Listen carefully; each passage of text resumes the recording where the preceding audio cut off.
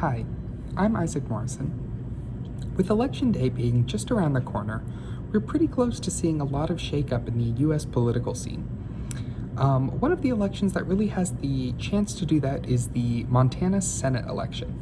The Senate is currently being held by a single position in terms of political party control, which means that any given election has the chance to flip that back and forth.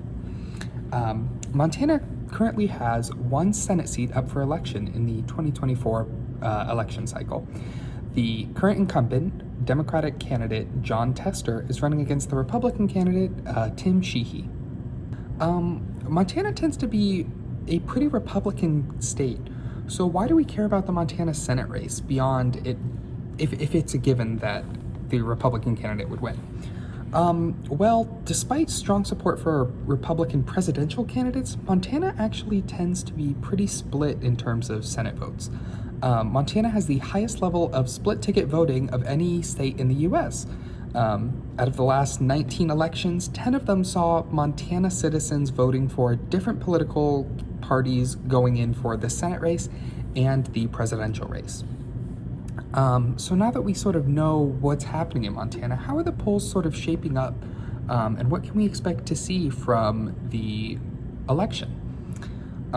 Well, firstly, I think it's important to mention that Emerson College in Massachusetts has led a lot of these election polls this election cycle.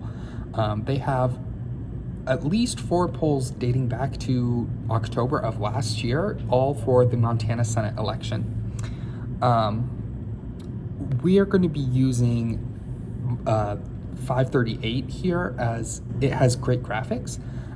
This graph right here sort of goes back 4 months, but it is the poll results go all the way back to, as I mentioned, October of last year.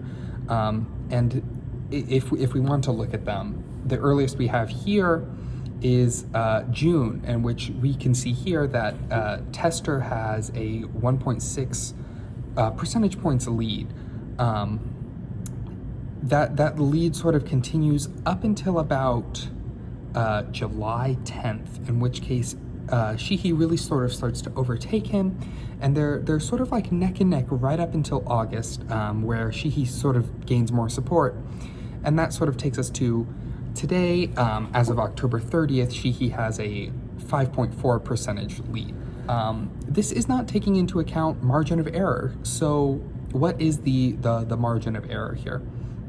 For these polls, that sort of tends to be around 3%. And that is a confidence interval on either side of a percentage. So as we saw with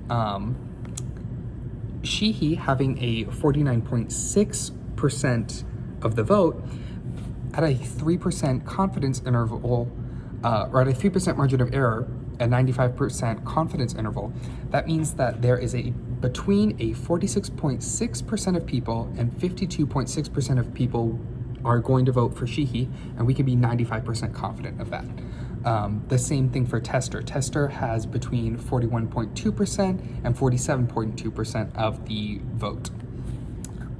So with all of that information in mind, what can we sort of expect to see out of the Montana Senate election? Well, in election or polls going back further than June, we sort of saw Tester had a bit of a lead when people were still undecided. As more people decided who they were going to vote for, Sheehy gained a stronger lead. So while the current election is pretty close in terms of polling, again, we see there's a bit of the overlap between the two polls. We can be pretty confident that I think Sheehy probably will take this one. Tester's biggest campaign point is that he believes people should continue to split ticket vote because there's strong history for it, but unfortunately that doesn't always translate to actual voting percentages.